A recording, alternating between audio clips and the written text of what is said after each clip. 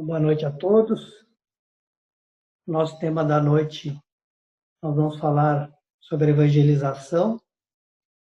A gente, na verdade, repete esse tema todo início de ano, por solicitação do Departamento de Infância e Juventude. E quando a diretora me pede, vocês sabem que eu não posso dizer não para a diretora do Dígina. Eu queria hoje começar, na verdade, lembrando a data de reencarnação do nosso querido presidente da casa, o Oscar, desejar a ele que Jesus o abençoe, que ele traga grandes oportunidades de trabalho, que ele tenha a coragem e resignação de aceitar aquilo que Deus lhe propõe para essa encarnação. E falando sobre a evangelização, nós vamos começar a tratar exatamente da educação, porque nós vamos ver ao decorrer da exposição que a evangelização é um tipo de educação, é um contexto da educação. E para falar em educação, eu gostaria de citar primeiro o Orhan Herish Pestalozzi, que nós sabemos foi o mestre que educou Hippolyte Léon Denis Rivail, que mais tarde assumiria o pseudônimo de Allan Kardec. Então, Kardec foi estudar em Verdun, na Suíça, numa escola que pertencia a Pestalozzi, que desenvolvia um modelo de educação diferenciado para a época. Ele já, naquela época, ele traçava novos rumos para a educação. E o Pestalozzi, nessa escola que ele então dirigia, ele já praticava o que mais tarde, já à época, ele qualificou como educação integral. Ou seja, ele acreditava numa educação que englobava 3 dimensões do ser humano. Então, ele educava com o objetivo de que ocorresse uma formação e um aprendizado, tanto na questão intelectual, como hoje nós ainda temos muito forte na educação, mas ele também falava de educar a parte física e a parte moral, ou seja, ele já avançava no conceito de formação do homem. E Hippolyte Léon Denis Rivail, então, estuda com ele, torna-se também um excelso professor, inclusive nessa escola, muitas vezes, quando Pestalozzi não estava dirigindo aquela instituição. Depois, posteriormente, então, sai da Suíça e volta para a França, onde ele começa, então, as suas tarefas profissionais, onde ele também terá a sua própria escola.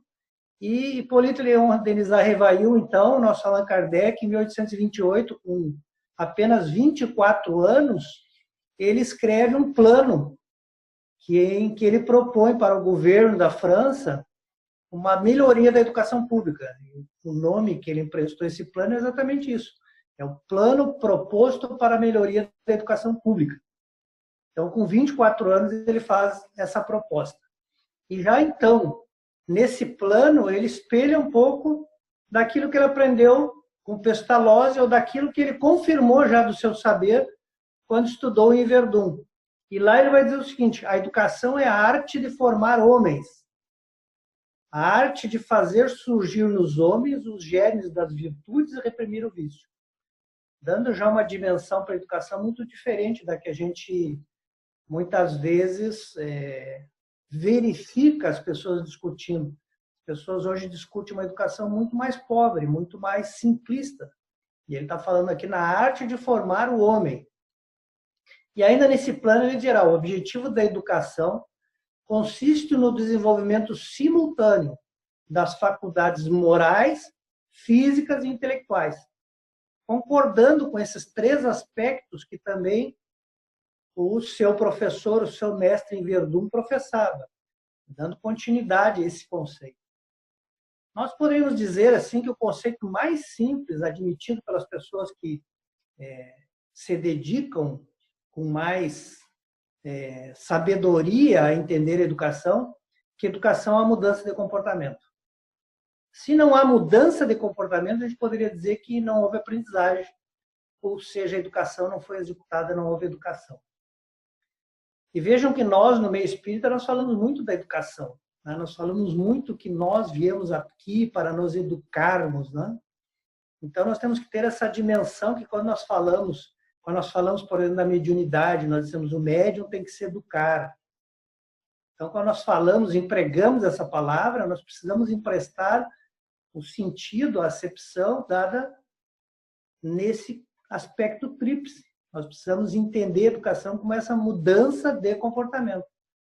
Se eu leio 50, 100, 200 livros e não mudo meu comportamento, ok, eu me tornei uma pessoa que tem um vasto conhecimento, eu me tornei uma pessoa que tem muita coisa memorizada na mente, mas eu não aprendi nada, eu não me eduquei, porque eu não mudei o meu comportamento.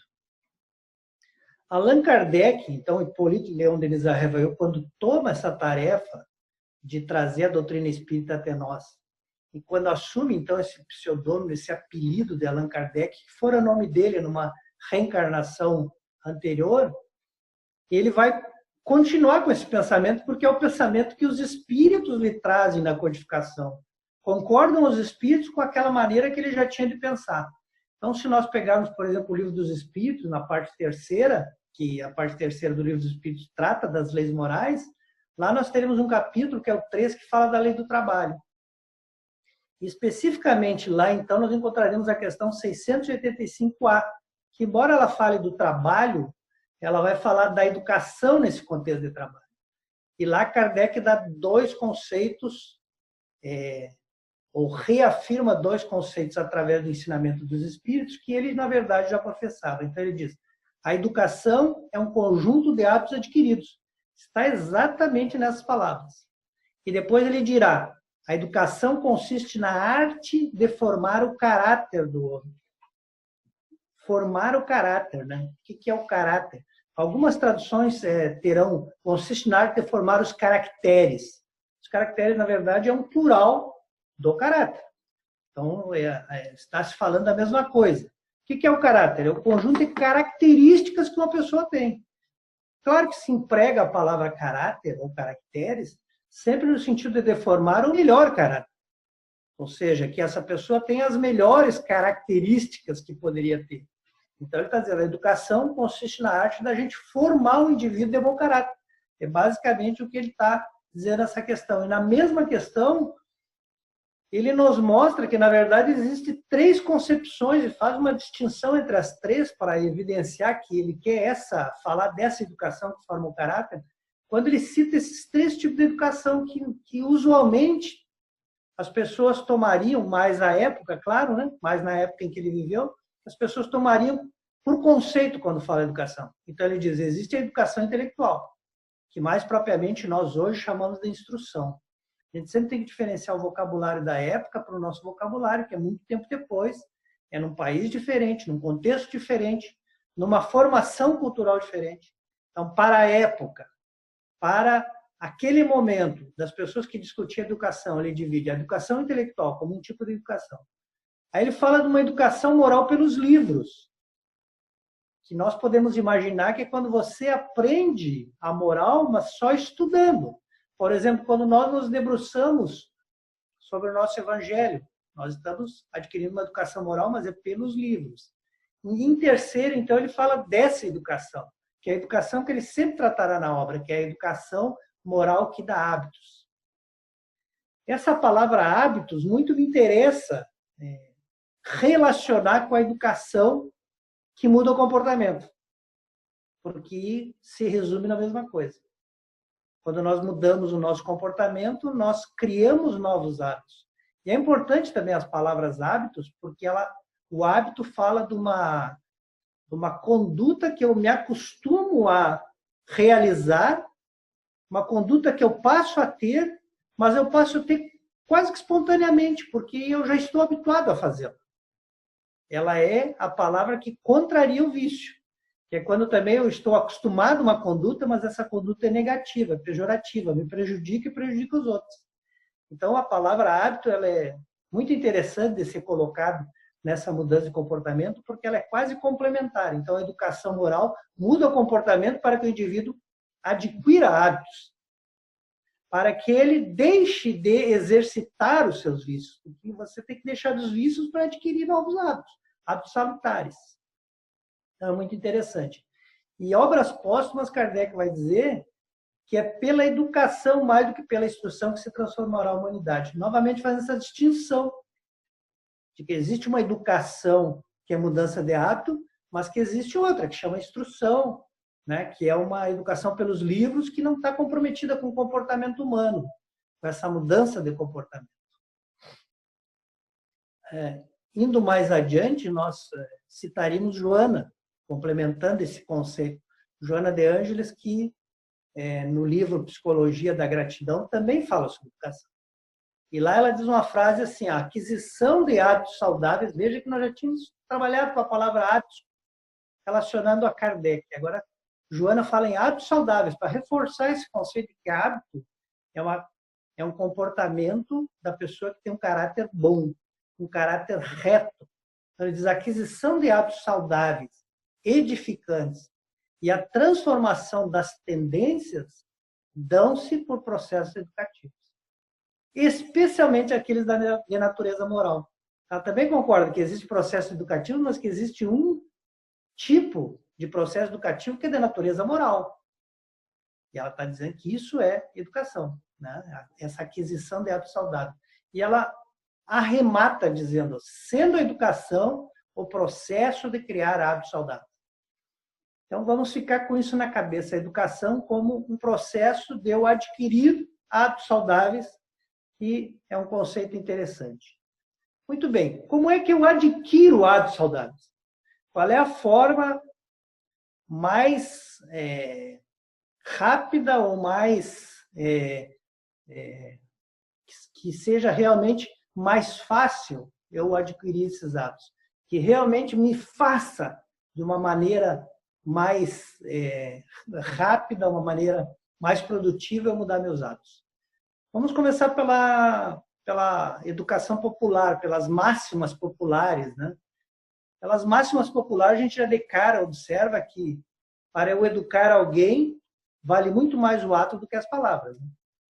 Às vezes a gente pensa que se a gente pegar, por exemplo, a criança que estamos educando, pode ser o aluno, pode ser o filho, ou que nós pegarmos o adulto que estamos educando e falar, ou botar ele ler, ele vai realmente mudar o comportamento. Mas, na verdade, a gente tem na máxima popular que diz a palavra convence, o exemplo arrasta. Então, vejam, já pelo dito popular, que não é uma ciência, né? É aquilo que a gente, da observação, acaba concluindo que é fato. A gente já se percebe que falar, muitas vezes não vai convencer ninguém a mudar. Mas o nosso exemplo é uma coisa que faz os outros mudarem. E vejam que até quando a gente não está trabalhando com educação, mas com adestramento, a gente faz pelo exemplo. Né? Quantas vezes a gente vê cenas engraçadas de alguém que quer ensinar alguma coisa que seu animalzinho de estimação, seu cachorrinho quer fazer, e a pessoa faz para o cachorro ver, para o animalzinho ver como é que se faz. Quando nós vamos ensinar, por exemplo, uma caturrita, né, a falar, a gente fica na frente dela falando, dando exemplo do que a gente espera dela. Então, mesmo quando a gente dá um passo atrás, que é o adestramento, a gente já trabalha com exemplo. A gente já trabalha com essa significação. Então, a maneira mais eficaz, talvez, de se fazer realmente educação é exatamente o exemplo. E outro dito popular que a gente usa bastante, que também tem a ver, e que também nos traz a comprovação de que o exemplo é significativo, é quando a gente diz a fruta não cai longe do pé. Especialmente quando a gente se refere a alguém que ficou muito parecido com o pai e a mãe. Que passou a ter um comportamento similar, muito parecido com aqueles que foram os que lhe educaram. Então a gente diz, fulano é uma pessoa maravilhosa, assim, mas que nem o pai dele, a fruta não cai longe do pé. Né? Ou quando a gente pejorativamente fala de alguém, mas fulano tem uma conduta que não é muito correta, mas o pai também tem, a mãe também tem, né? A fruta não cai longe do pé. Então, só tomando a sabedoria popular, se pode chamar de sabedoria, né? A gente já consegue ver que o processo de eu conseguir fazer outra pessoa mudar o comportamento parte do exemplo. Mas o que diz o Espiritismo sobre isso, que é o que nos interessa? Muito bem, eu vou fazer uma reflexão acerca de uma frase, que é uma frase que é dita por muitas pessoas, que teria sido uma frase dita por Emmanuel, mas na verdade ela não foi dita exatamente da maneira que as pessoas repetem. Tá? Então, vou falar afirmação. A afirmação que as pessoas costumam dizer que a maior caridade que se pode fazer pelo Espiritismo é a sua divulgação. Volto a insistir, essa frase é atribuída por Emmanuel, mas Emmanuel não falou bem isso. E é isso que a gente vai ver aqui.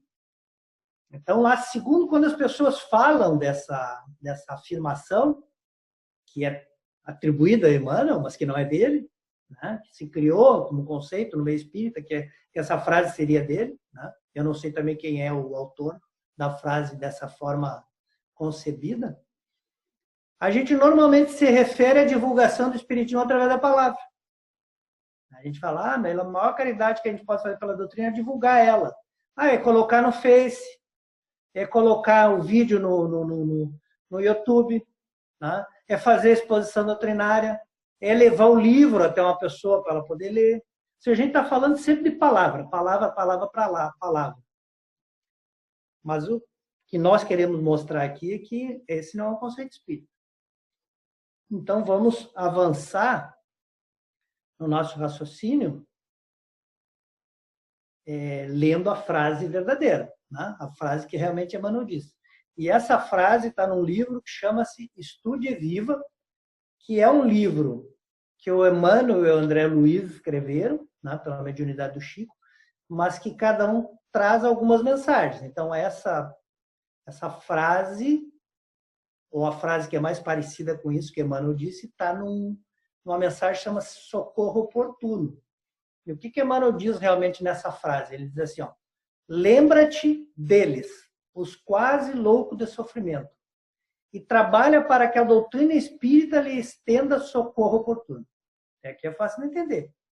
Ele está falando que nós devemos trabalhar para levar o socorro da doutrina espírita àqueles que estão loucos de sofrimento. Fácil. Aí concluir. Para isso, estudemos Kardec ao clarão da mensagem de Jesus Cristo. E seja no exemplo ou na atitude, na ação ou na palavra, recordemos que o Espiritismo nos solicita uma espécie permanente de caridade. A caridade da sua própria divulgação. Eu vejo como a frase é bem mais complexa que o nosso Emmanuel está utilizando. Então ele diz, ó, estudemos Allan Kardec ao clarão da mensagem de Jesus. E seja no exemplo ou na atitude ou na ação, e também na palavra, recordemos que o Espiritismo nos solicita a caridade da divulgação.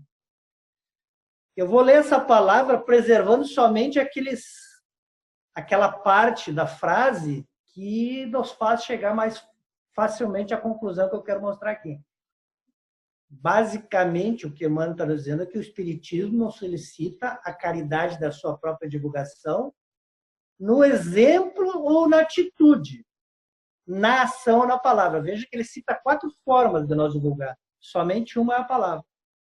As outras 3 formas que ele está nos reclamando que a gente deve divulgar o Espiritismo é o exemplo, a atitude e a ação. Ação espírita. Atitude espírita. O exemplo espírita. É isso que ele está nos dizendo. É isso que ele está nos dizendo que vai divulgar a doutrina espírita. Tá? Bom, nós podemos dizer, bom, mas essa é uma maneira de ver. Será que realmente é assim que pensa o Espiritismo? Muito bem, então eu queria citar um segundo exemplo para reforçar. E esse exemplo, ele vem da Revista Espírita de junho de 1869. Vejo que em junho de 1869, Kardec já tinha desencarnado. A revista continua a ser publicada, mas ele já tinha desencarnado. Precisamente, ele desencarnou no último dia de março de 1869. Muito bem. No último dia de abril, portanto, um mês depois, dia 30 de abril do mesmo ano, um mês depois, como eu disse, Kardec se comunicou na Sociedade de Paris. Evidentemente, se comunicou através de um médium, né? Uma vez que já fazia 30 dias, ou aproximadamente um mês, que ele tinha desencarnado. E ele escreve um texto, né? Ele escreve uma dissertação, inclusive foi incluída na revista, dentro das dissertações que a revista tem, cujo título é O Exemplo é o mais poderoso agente de propagação. Obviamente, ele está falando de propagação da doutrina. Eu vou dizer de novo o título, porque o título fala por ele só. O exemplo é o mais poderoso agente de propagação. E o que ele diz dentro dessa dissertação? Dentro dessa mensagem que depois a revista irá publicar em junho? Ele diz assim, as brochuras, os jornais, os livros, as publicações de toda sorte são meios poderosos de introduzir a luz por toda parte. Mas o mais seguro, o mais íntimo e o mais acessível a todos é o exemplo na caridade, a doçura e o amor. O exemplo na caridade, a doçura e o amor. Ou seja, está nos dizendo, a doutrina vai ser propagada por outras pessoas quando as pessoas perceberem que aqueles que abraçam a doutrina passam a ter um comportamento de pessoas educadas. E que essas pessoas educadas praticam a caridade, a doçura e se amam. É isso que ele está dizendo. É isso que vai fazer com que as pessoas olhem para o lado e dizem, pô, meu vizinho é um cara tão bom, é um cara tão reformado, um cara tão educado. O que tem diferente na vida dele? Ah, ele é espírita. Ah, então eu também vou me tornar espírita, porque eu vejo que isso é uma conveniência para mim. Que isso faz bem ao vizinho, consequentemente vai ser bom para mim. Vou citar mais uma colocação que também está no Livro dos Espíritos. Lá no Livro dos Espíritos, também na parte terceira, Kardec fala da prece. E na questão 661, ele diz assim, ó, as boas ações são melhor que a prece, porque os atos valem mais que as palavras. As boas ações são melhor que a prece. Então, às vezes a gente ora para alguém se melhorar, para mudar o comportamento, mas a gente não dá o exemplo. A gente não faz por onde essa pessoa realmente tem um modelo, né, para ela se modificar. E é por isso mesmo que Divaldo, num livro que é muito interessante, porque é de perguntas que foram dirigidas a Divaldo em vários momentos, quem organizou foi a Cláudia Saegusa. Esse livro chama Divaldo Franco Responde, tem o volume 1 e volume 2. As citações que eu vou fazer aqui é do volume 2, onde ele tem um capítulo que fala de pais e filhos. Tá? Já que a gente está falando de educação, pais e filhos. E ele diz, então, que por isso, por ser o exemplo que arrasta, então ele diz, por isso, os pais deveriam ser educados antes para poder educar. Quando não são educados, o que teriam para transmitir? Então, muitas vezes a gente vê o pai se questionando, o que eu faço com meu filho ter uma boa educação? Bota numa boa escola, né? Dou sermão todo dia, grito, esbravejo, o que eu faço? De volta nos respondendo. Se a gente se educar, a gente vai conseguir educar o filho, porque ele vai ser arrastado pelo nosso exemplo, não pelas nossas palavras. Se nós só damos mau exemplo do filho, é por evidente que é aquilo que ele tem para copiar. E nós sabemos que os filhos copiam exatamente os procedimentos dos pais, com muito mais facilidade. Claro que isso não é uma regra, porque o espírito tem o seu passado, tem os seus aprendizados, tem o seu livre-arbítrio. Mas há uma boa parte dos atos que muitas vezes os filhos simplesmente copiam do pai, sem raciocinar, copiam da mãe. E vejam que quando a gente pensa, mas então, primeiro eu tenho que me educar para me educar um filho, como nisso se revela a sabedoria de Deus. Porque Deus quer que a gente se aperfeiçoe, Deus quer que a gente se melhore, que mude a nossa conduta, que nos eduque. E Ele sabe que nós amamos os nossos filhos e que nós faríamos qualquer coisa pelos filhos. Então Ele colocou que essa coisa que nós temos que fazer para que nossos filhos sejam felizes, para que os nossos filhos alcancem a plenitude, seja nós nos reformarmos. E vai ser sempre assim. Não adianta, se nossos filhos já estão grandes, nós vamos educar nossos filhos depois de desencarnados, nós vamos ter outras encarnações, e sempre vamos amar nossos filhos. E sempre para nós atingir o que a gente quer, o que todos nós desejamos, que é ver nossos filhos bem, nós vamos precisar dar um bom exemplo. Ou seja, nós vamos precisar nos renovar. Ser muito sábio, é de uma sabedoria muito profunda, essa exigência que Deus colocou na questão da educação, de que nós temos que ser exemplo para os outros. Nesse mesmo livro, o Divaldo abre um título, ou a organizadora abre um título, que seria mais justo dizer, onde ela fala do reflexo do comportamento dos pais no caráter dos filhos, afirmando que tem reflexo mesmo. Que o comportamento do pai reflete no caráter do filho. E aí lá discorre-se sobre por que determinados comportamentos dentro de uma família se repetem por gerações e não muda. E a resposta do Divaldo é por causa da cristalização dos atos. O que é cristalizar uma fruta? Quando eu pego uma uva, quando eu pego uma fruta e cristalizo, né? Que é um processo que eu não sou um grande cozinheiro, mas imagino que é feito com açúcar e tal. O que nós queremos? É preservar o que está dentro daquela cristalização que nós fizemos. O que está dentro não vai se modificar. Então, quando ele fala por causa da cristalização dos hábitos, porque os hábitos não se modificam. O avô fazia assim, o pai faz assim, o filho faz assim, o neto vai fazer assim, vamos continuar fazendo assim, até que um pense diferente. Até que um crie uma habilidade de exercitar aquilo que nós ganhamos quando passamos a ser seres humanos, que é a inteligência, e diga, por que eu faço isso? Ou que alguém chame a atenção, um psicólogo, talvez, dizer, por que você faz isso? Ah, porque meu pai fazia. Sim, mas isso é conveniente, teu pai foi bom, teu pai fez bem para ele. Aí um vai mudar o comportamento e a partir dali a família talvez não tenha mais essa cristalização do hábito e passe a ter um novo comportamento. Na questão 917, os espíritos nos dizem assim, ó, se há natureza refratária, se há pessoas que não se educam, se há pessoas que não respondem à educação, muito maior do que se julga é o número das pessoas que reclamam boa cultura para produzir bons frutos.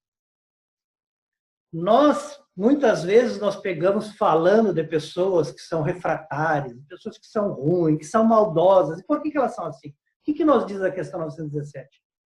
Diz que elas dariam bons frutos se elas tivessem tido contato com uma boa cultura. O que é uma cultura?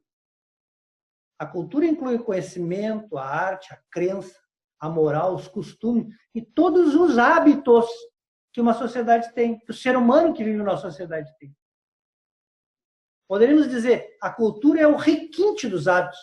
É os hábitos mais requintados, as condutas mais requintadas. Então, o que a questão 917 nos diz? Quando a gente vê uma pessoa, vamos tomar, por exemplo, no Brasil, quando a gente vê muitas pessoas no Brasil que tenha um mau hábito, um vício, que tenha um comportamento que não é adequado, é porque ela viveu numa cultura que tem aquele comportamento.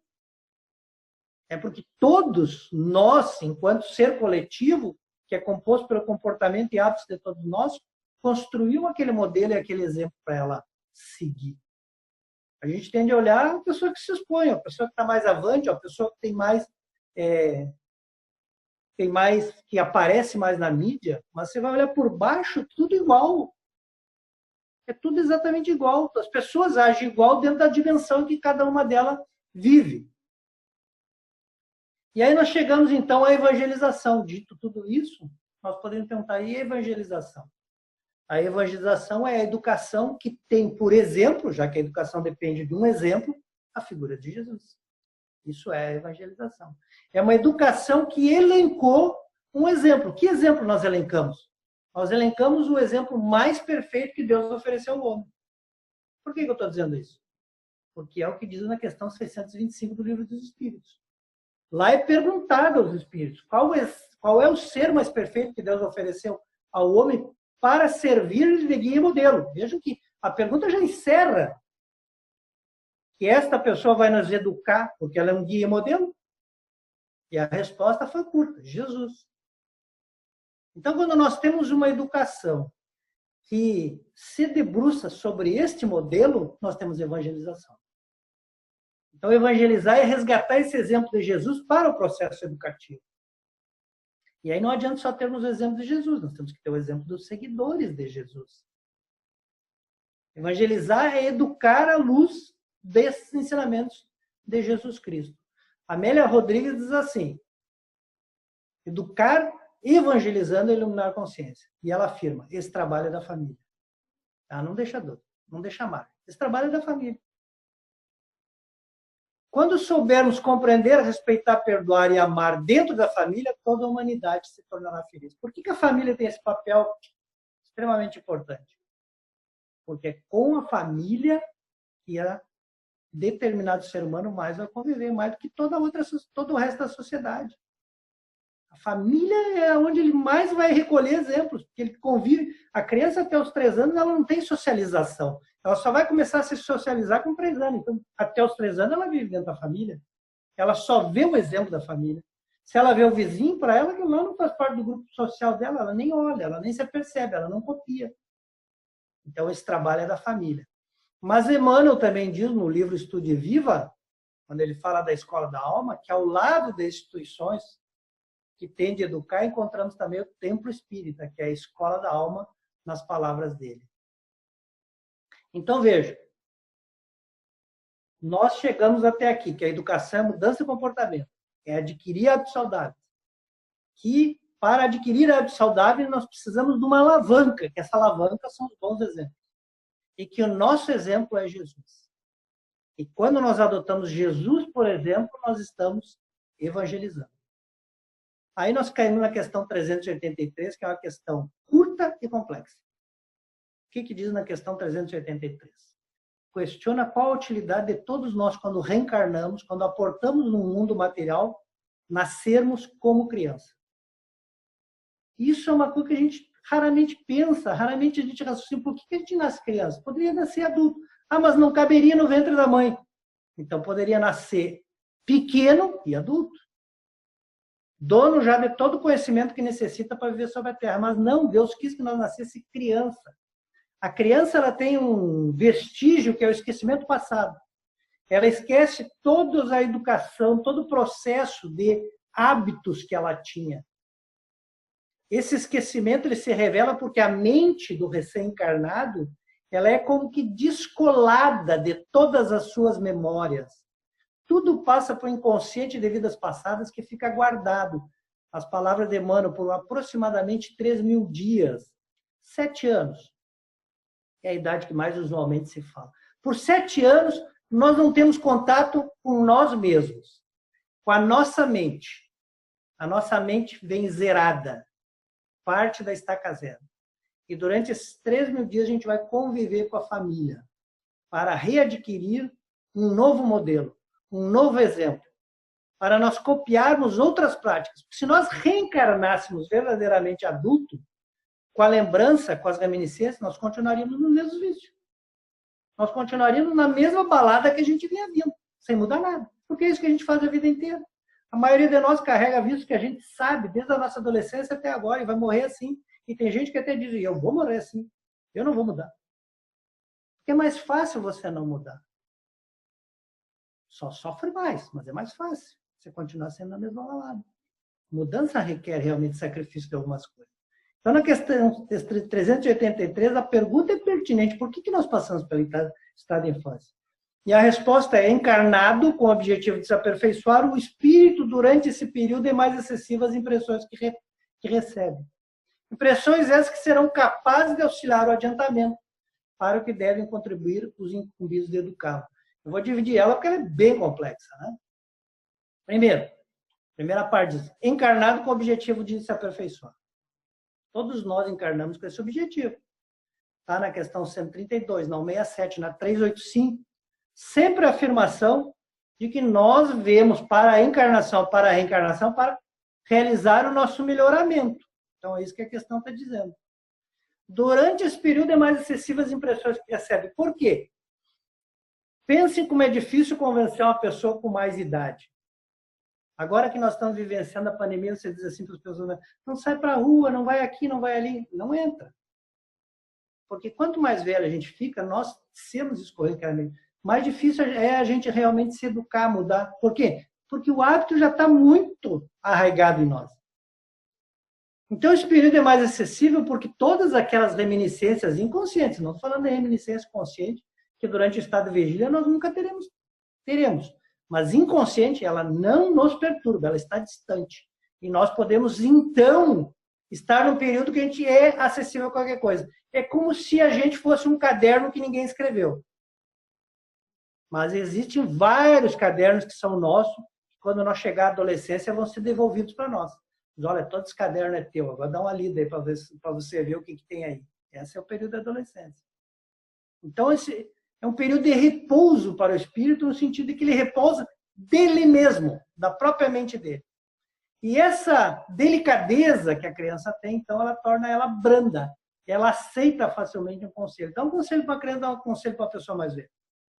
Talvez a pessoa mais velha fique de mal com você. A criança vai aceitar. porque ela tem essa brandura. Né? Muito bem. Como eu disse, na adolescência vai mudar porque ela vai recuperar os cadernos das encarnações anteriores inconscientemente, não é conscientemente. Né? Ninguém vai lembrar das vidas passadas, mas inconscientemente vai lembrar das impressões que elas causam na minha persona. E por fim ele termina, para o que devem contribuir os incumbidos de educá-lo. Quem é que deve educar os filhos? Questão 385 do Espírito diz assim, ó, tal dever que Deus impõe aos pais. Então, nós já tínhamos falado que é da família, essa maior atribuição, e agora encerramos falando exatamente que os pais têm essa obrigação. Tudo isso me remete a uma passagem vivida por Jesus, que João, seu apóstolo, né, o evangelista, registrou no capítulo 13, quando Jesus está nos últimos momentos entre nós. E nesses últimos momentos, então, eles fazem aquela refeição junto, né? Jesus primeiro lava o pé dos discípulos, né? Depois fazem a refeição juntos. E quando eles estão, então, fazendo a refeição, Jesus diz que um daqueles trairia ele. E aí ele diz, quem? Pergunta os apóstolos. Inclusive, eles pedem para João, né? Perguntar quem seria. João deita no pé de Jesus e diz, quem seria, Senhor? E ele diz, aquele que eu der o pão, esse, então, é o que me trairá. E ele dá o pão para Judas, e ele diz, Judas, vá fazer o que você vai fazer de uma vez. As pessoas pensam que era outra a missão que ele deu para Judas fazer de uma vez. Ele sabia que Jesus ia lá, que Judas ia lá entregar ele. E quando Judas sai, Jesus diz então assim, ainda por um pouco estou convosco. Ele sabia que eram os últimos momentos em que ele iria pregar aos seus apóstolos. Então ele diz, ainda por um pouco estou convosco. E então um novo mandamento vos dou, que vos ameis uns aos outros. Como eu vos amei a vós, que também vós, uns aos outros, vos amem. Nisso todos conhecereis quem sois meus discípulos, se vos amardes uns aos outros. Então, aqui nós encerramos a educação que Jesus nos prega, a educação que ele nos ensina, o último mandamento da educação que ele quis implantar, da transformação moral. Ele está nos dizendo, ame. Não por um acaso o Espiritismo depois dirá, o primeiro mandamento do Espírito é amai-vos, porque o amor é o melhor caráter que nós podemos ter. É a melhor característica. Se nós vivêssemos encerrado numa cultura de amor, nós só produzíamos bons frutos. Todas as pessoas que nascessem nessa cultura seriam certamente criaturas muito mais equilibradas. Então, que nós tomemos os últimos, ou o último mandamento que Jesus nos deu, como o resumo do que seja realmente evangelizar com Jesus. Que nós saibamos que nós evangelizarmos é nós nos amarmos. E esse não é um trabalho deste ou daquele, mas um trabalho de todos nós. Que Jesus nos abençoe, hoje e sempre.